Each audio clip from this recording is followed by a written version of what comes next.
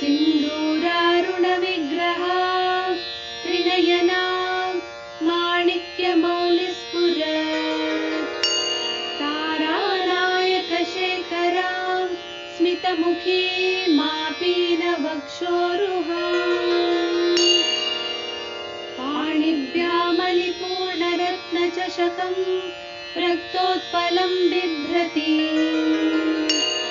सौम्यां रत्नघटस्थरक्तचरणां ध्यायेत् परामम्बिकाम्.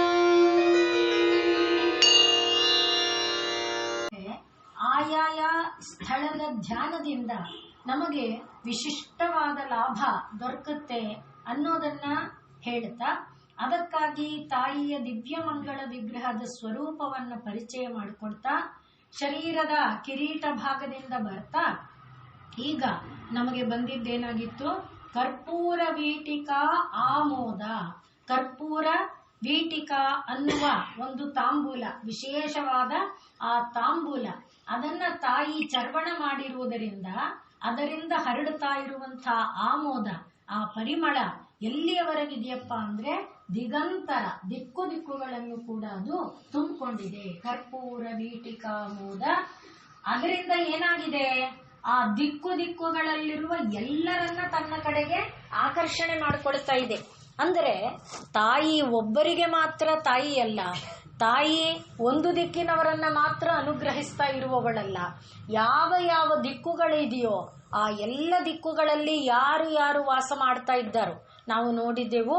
ಏನು, ಪೂರ್ವದಿಂದ ದಕ್ಷಿಣದ ಕಡೆಗೆ ಬರಬೇಕಾದ್ರೆ ವಸುಗಳು ವಾಸ ಮಾಡ್ತಾ ಇದ್ದಾರೆ, ದಕ್ಷಿಣದಿಂದ ಪಶ್ಚಿಮದ ಕಡೆಗೆ ಬರೋದಾದ್ರೆ ರುದ್ರರು ವಾಸ ಮಾಡ್ತಾ ಇದ್ದಾರೆ, ಪಶ್ಚಿಮದಿಂದ ನಾವು ಉತ್ತರದ ಕಡೆಗೆ ಹೋಗೋದಾದ್ರೆ ಆದಿತ್ಯರು ವಾಸ ಮಾಡ್ತಾ ಇದ್ದಾರೆ. ಹೀಗೆ ನಾವು ದಿಕ್ಕು ದಿಕ್ಕುಗಳಲ್ಲಿ ವಾಸ ಮಾಡ್ತಾ ಇರುವ ವಸುರುದ್ರ ಆದಿತ್ಯ ಸಾಧ್ಯಾದಿಗಳನ್ನು, ಮರುದೇವತೆಗಳನ್ನು, ಇವರನ್ನೆಲ್ಲ ನೋಡಿದ್ವು. ಹಾಗೆ ಯಾವ ಯಾವ ದಿಕ್ಕಿನಲ್ಲಿ ಯಾರು ಯಾರು ವಾಸ ಮಾಡ್ತಾ ಇದ್ರು ಆ ಎಲ್ಲರ ಚಿತ್ತ ಮನಸ್ಸು ಬುದ್ಧಿಗಳನ್ನು ಸೆಳೆದುಕೊಳ್ಳುವಂಥ ಒಂದು ವಿಶಿಷ್ಟವಾದ ಪರಿಮಳ, ಅಂಥ ವಿಶಿಷ್ಟವಾದ ಪರಿಮಳದಿಂದ ಕೂಡಿರುವಂಥ ಆ ಕರ್ಪೂರ ವೀಟಿಕಾ ಎಂಬ ತಾಂಬೂಲವನ್ನ ತಾಯಿ ಚರ್ವಣ ಮಾಡಿದ್ದಾಳೆ. ಅದನ್ನ ತಾನು ಜಗಿತಾ ಇದ್ದಾಳೆ, ಅಂಥ ತಾಂಬೂಲವನ್ನ ಹೊಂದಿದ್ದಾಳೆ. ಇದನ್ನು ನಾವು ಮನನ ಮಾಡೋದ್ರಿಂದ ನಮ್ಮಲ್ಲಿ ಕವಿತ್ವ ಸಿದ್ಧಿಯಾಗುತ್ತೆ. ಕವಿತ್ವ ಸಿದ್ಧಿಯ ಜೊತೆಯಲ್ಲಿ ವಿಶ್ವವ್ಯಾಪಕವಾದಂಥ ಕೀರ್ತಿಯೂ ಕೂಡ, ದಿಕ್ಕು ದಿಕ್ಕುಗಳನ್ನು ವ್ಯಾಪಿಸುವಂಥ ಕೀರ್ತಿಯೂ ಕೂಡ ನಮಗೆ ದೊರಕುತ್ತೆ ಅನ್ನುವುದನ್ನ ನೋಡಿಕೊಂಡಿದ್ವು. ಈಗ ಮುಂದಿನ ನಾಮಕ್ಕೆ ಬಂದಿದ್ದೆವು. ನಿಜ ಸಲ್ಲಾಪ ಮಾಧುರ್ಯ ವಿನಿರ್ಭರ್ಸಿತ ಕಚ್ಚಪಿ ಎಂಬುದಾಗಿ. ನಿಜ ಅಂದ್ರೆ ತನ್ನ, ಸಲ್ಲಾಪ ಅಂದ್ರೆ ಸಂಭಾಷಣೆ, ತನ್ನ ಸಂಭಾಷಣೆ. ಅದು ಹೇಗಿದೆ? ಒರಟೊರಟಿಲ್ಲ, ಕಠೋರವಾಗಿಲ್ಲ.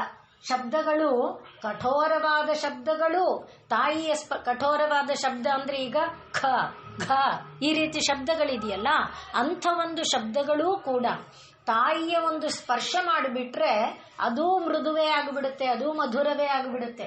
ಅಂಥ ರೀತಿ ನಿಜ ಸಲ್ಲಾಪ, ಆ ತನ್ನ ಮಾತಿನಿಂದ, ತನ್ನ ಮಾತೇ ಈಗ ಮಧುರ, ಆ ಮಧುರವಾಗಿದೆ. ತನ್ನ ಮಾತೆಂಬ ಮಾಧುರ್ಯದಿಂದ, ನಿಜ ಸಲ್ಲಾಪ ಮಾಧುರ್ಯ ಎಷ್ಟು ಮಧುರವಾಗಿದೆ ಅಂತ ಪ್ರಶ್ನೆ ಇಟ್ಕೊಂಡ್ರೆ, ವಿನಿರ್ಭರ್ಸಿತ ಕಚ್ಚಪಿ.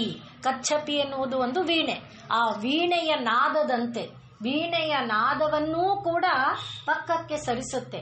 ಅಂಥ ಒಂದು ಮೃದುವಾದ ಧ್ವನಿ ಆ ತಾಯಿಯ ಧ್ವನಿ ಎಂಬುದಾಗಿ ಹೇಳ್ತಾ, ಕರ್ಪೂರ ವೀಟಿಕಾವನ್ನ ಸೇವಿಸೋದ್ರಿಂದ ಧ್ವನಿಯಲ್ಲಿ ಮಾಧುರ್ಯ ಬರುತ್ತೆ ಅನ್ನುವ ಅರ್ಥವನ್ನು ಕೂಡ ತಗೊಳ್ಬಹುದು.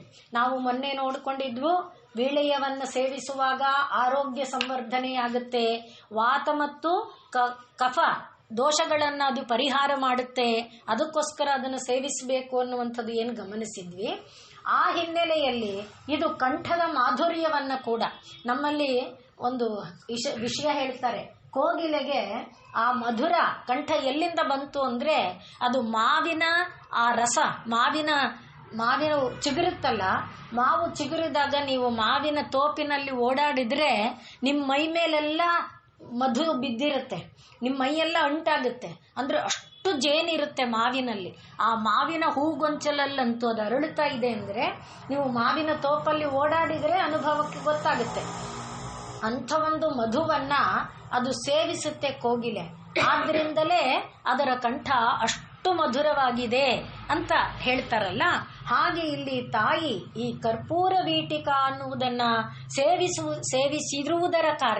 ಸೇವಿಸುತ್ತಿರುವುದರ ಕಾರಣ ಅವಳ ಕಂಠದಲ್ಲಿ ಮಾಧುರ್ಯ ಬಂದಿದೆ ಅನ್ನುವ ಒಂದು ಅರ್ಥವನ್ನು ಕೂಡ ನಾವು ಮಾಡಿಕೊಳ್ಬಹುದು.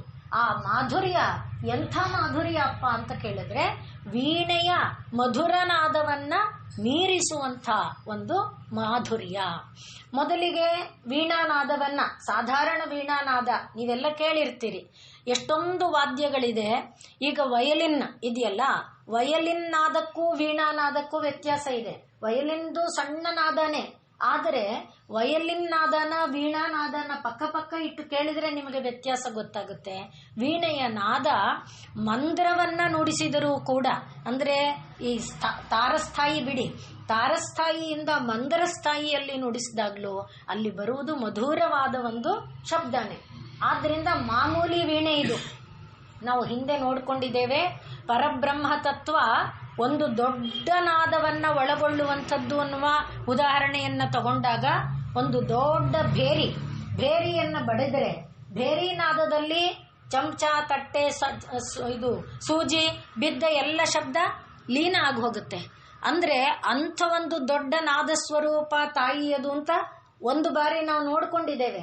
ಆದರೆ ಈಗ ಇಲ್ಲಿ ಈ ತಾಯಿಯ ನಾದವನ್ನ ವೀಣಾನಾದಕ್ಕೆ ಹೋಲಿಕೆಯಾಗಿ ಕೊಡ್ತಾ ಇರುವುದು ಆಂತರಂಗಿಕವಾದ ಅನೇಕ ತತ್ವಗಳನ್ನು ಅದು ತಿಳಿಸಿಕೊಡುತ್ತೆ. ಅದಕ್ಕೆ ಸಾಗುವ ಮೊದಲು ನಾವು ಈ ಕಚ್ಚಪಿ ಅಂದ್ರೆ ಏನು? ಕಚ್ಚಪಿ ಅನ್ನುವುದು ಸರಸ್ವತಿಯ ವೀಣೆಯ ಹೆಸರು. ಒಬ್ಬೊಬ್ಬರ ನಮ್ಮಲ್ಲಿ ಇದು ಏನು ಪಾಂಚಜನ್ಯಂ ಹೃಷಿಕೇಶೋ ದೇವದತ್ತಂ ಧನಂಜಯ ಹೇಳ್ತೀವಲ್ವಾ, ಒಬ್ಬೊಬ್ಬರ ಶಂಖಕ್ಕೆ ಒಂದೊಂದು ಹೆಸರು. ಅನಂತ ವಿಜಯಂ ರಾಜ ಕುಂತಿ ಪುತ್ರೋ ಯುಧಿಷ್ಠಿರ ಊದೋ ಶಂಖಕ್ಕೆ ಅನಂತ ವಿಜಯ ಅಂತ ಹೆಸರು. ಕೃಷ್ಣ ಇಟ್ಕೊಂಡಿರೋದಕ್ಕೆ ಪಾಂಚಜನ್ಯ ಅಂತ ಹೆಸರು. ಹೀಗೆ ಒಂದೊಂದಕ್ಕೆ ಒಂದೊಂದು ಹೆಸರಿದೆಯಲ್ಲ, ಹಾಗೆ ಬೃಹತಿ ಅನ್ನುವುದು ನಾರದರು ಇಟ್ಟುಕೊಂಡಿರುವಂಥ ವೀಣೆಯ ಹೆಸರು. ತುಂಬುರು ಇಟ್ಕೊಂಡಿದ್ದಾರೆ, ತುಂಬುರು ಕೂಡ ವೀಣೆಯನ್ನ ನುಡಿಸ್ತಾರೆ. ತುಂಬುರು ನುಡಿಸುವ ವೀಣೆಗೆ ಕಲಾವತಿ ಎಂಬುದಾಗಿ ಹೆಸರು. ಹಾಗೆ ನಾರದರದು ಮಹತಿ ಎಂಬುದಾಗಿ ಹೆಸರು. ಹೀಗೆ ಒಂದೊಂದು ಒಬ್ಬೊಬ್ಬರು ಇಟ್ಟುಕೊಂಡಿರುವ ವೀಣೆಗೆ, ಇದರಲ್ಲಿ ಸರಸ್ವತಿ ಹಿಡಿದಿರುವ ವೀಣೆಗೆ ಕಚ್ಚಪಿ ಎಂಬುದಾಗಿ ಹೆಸರು. ಆ ಕಚ್ಚಪಿ ಎಂಬ ವೀಣೆ ಈಗ ದೇವಿ, ನಾವು ಈ ಒಂದು ಲಲಿತಾ ಸಹಸ್ರನಾಮವನ್ನ ಎಲ್ಲಿ ನಡೀತಾ ಇದೆ ಅಂತ ತಿಳ್ಕೊಂಡಿದ್ದೇವೆ. ದೇವಿ ಸಿಂಹಾಸನದಲ್ಲಿ ಕುಳಿತಿದ್ದಾಳೆ. ದೇವಿಯ ಒಂದು ಮನೆ ಇದು. ಆ ದೇವಿಯ ಒಂದು ಸಭಾಂಗಣದಲ್ಲಿ ಎಲ್ಲರೂ ಬಂದಿದ್ದಾರೆ. ಬರೀ ನಾವು ನೀವಲ್ಲ, ಎಲ್ಲರೂ ದೇವಾದಿದೇವತೆಗಳೆಲ್ಲರೂ ಬಂದಿದ್ದಾರೆ. ಲಕ್ಷ್ಮೀನಾರಾಯಣರ ಕುಟುಂಬ, ಶಿವಪಾರ್ವತಿಯರ ಕುಟುಂಬ, ಹೀಗೆ ಎಲ್ಲ ಕುಟುಂಬಗಳು ಬಂದು ಸೇರಿದೆ. ಎಲ್ಲಾ ದೇವಾದಿದೇವತೆಗಳು ಇರುವಂತಹ ಒಂದು ಸಭೆ. ಆ ಸಭೆಯಲ್ಲಿ ಈ ಲಲಿತಾ ಸಹಸ್ರನಾಮವನ್ನ ವಾಗ್ದೇವಿ ಮೊದಲಾದವರು ಹೇಳ್ತಾ ಇರೋದು. ಅದೇ ಸಭೆಯಲ್ಲಿ ತಾಯಿ ಈಗ ಬೇರೆ ಬೇರೆ ಮಾತೇ ಕೇಳ್ತಾ ಇದ್ರೆ ಬೇಜಾರಾಗುತ್ತಲ್ಲ, ಅದಕ್ಕೆ ಬೇರೆ ಒಂದು ಎಂಟರ್ಟೈನ್ಮೆಂಟ್ ಬೇಕಲ್ಲ, ಅದಕ್ಕೆ ಸರಸ್ವತಿಗೆ ವೀಣೆ ನುಡಿಸು ಅಂತ ಹೇಳಿದ್ಲಂತೆ. ಬೇರೆ ಬೇರೆಯವರು ಅಪ್ಸರಿಯರು ಬಂದು ನರ್ತನ ಮಾಡಿದ್ರು, ಇವರು ಯಕ್ಷಾದಿಗಳು ಬಂದು ಹಾಡಿದ್ರು, ಗಾನ ಮಾಡಿದ್ರು, ಗಂಧರ್ವರು ಇವರುಗಳು. ಈಗ ಸರಸ್ವತಿಗೆ ವೀಣೆ ನುಡಿಸು ಅಂತ ಹೇಳಿದ್ರಂತೆ. ಸರಸ್ವತಿ ವೀಣೆ ಆರಂಭ ಮಾಡಿದಾಳೆ. ವೀಣಾ ನಾದ ಆರಂಭ ಮಾಡಿಕೊಂಡು ವೀಣೆ ನುಡಿಸುವಾಗ ಪಶುಪತಿಯ ಲೀಲೆಗಳನ್ನ, ಆ ಪಶುಪತಿ ಶಿವನ ಲೀಲೆ, ಅವನು ದಕ್ಷಯಜ್ಞದಲ್ಲಿ ಮಾಡಿದಂಥ ಲೀಲೆ, ಅನೇಕ ಲೀಲೆಗಳಿದೆ.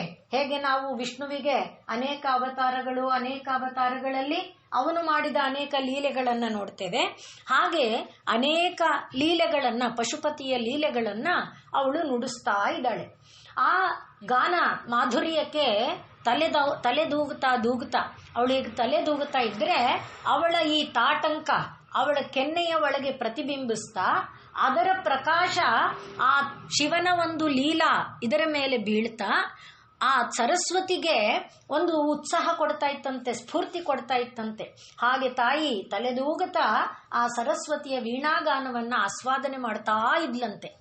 ಇದ್ದಕ್ಕಿದ್ದ ಹಾಗೆ ಭಲೆ ಭಲೆ ಭೇಷ್. ಈಗ ಸಂಗೀತದಲ್ಲಿ ಸ್ಫೂರ್ತಿ ಬಂದ್ರೆ ನುಡಿಸ್ತಾ ಇರೋರು ತಮ್ಮದನ್ನೇ ಆಸ್ವಾದನೆ ಮಾಡಿಕೊಂಡು ಭಲೆ ಅನ್ಕೋತಾರೆ, ಪಕ್ಕವಾದ್ಯದವರು ಚೆನ್ನಾಗಿ ನುಡಿಸಿದ್ರೆ ಭಲೆ ಅಂತಾರೆ ಆ ಆನಂದಕ್ಕೆ.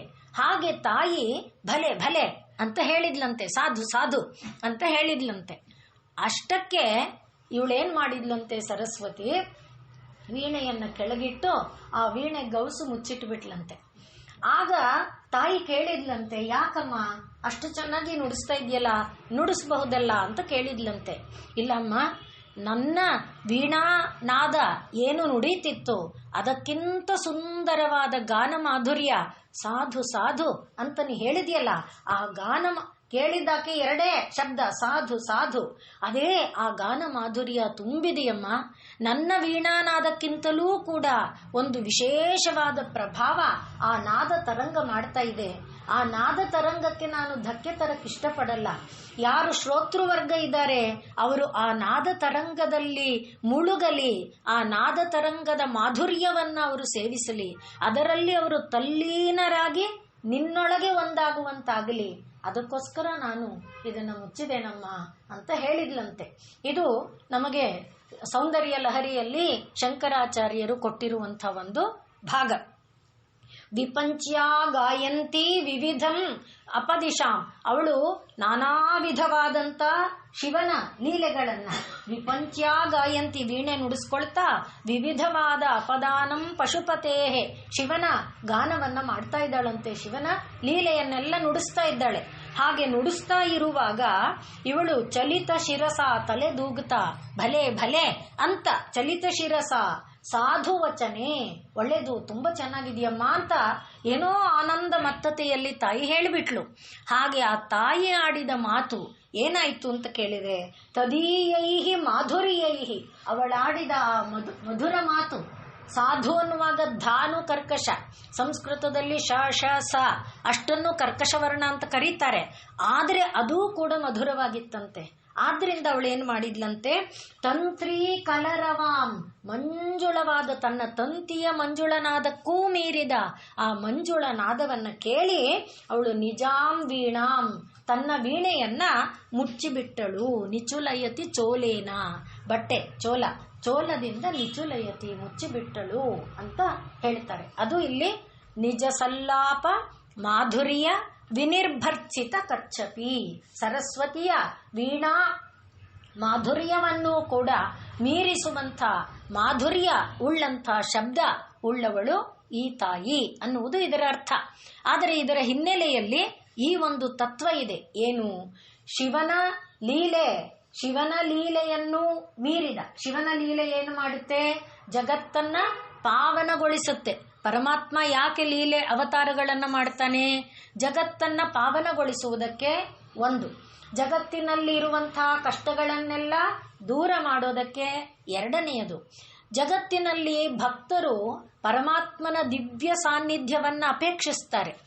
ಎಲ್ಲರೂ ಹೋಗಿ ಕೈಲಾಸದಲ್ಲಿ ವೈಕುಂಠದಲ್ಲಿ ಕುಳಿತುಕೊಳ್ಳಕ್ಕಾಗಲ್ವಲ್ಲ, ಅಂಥ ತಮ್ಮ ಸಾನ್ನಿಧ್ಯವನ್ನ ಬಯಸುವಂಥ ಭಕ್ತರಿಗೆ ಅವರು ಬಂದು, ಪರಮಾತ್ಮ ಬಂದು ತಾನು ಇದ್ದುಕೊಂಡು ಅವರ ಜೊತೆಯಲ್ಲಿದ್ದು ಅವರಿಗೆ ತನ್ನ ಲೀಲಾ ವಿನೋದಗಳನ್ನು ತೋರಿಸ್ತಾ ಅವರು ಆನಂದಾಮೃತ ರಸದಲ್ಲಿ ಮುಳುಗಿರುವಂತೆ ಮಾಡಬೇಕು.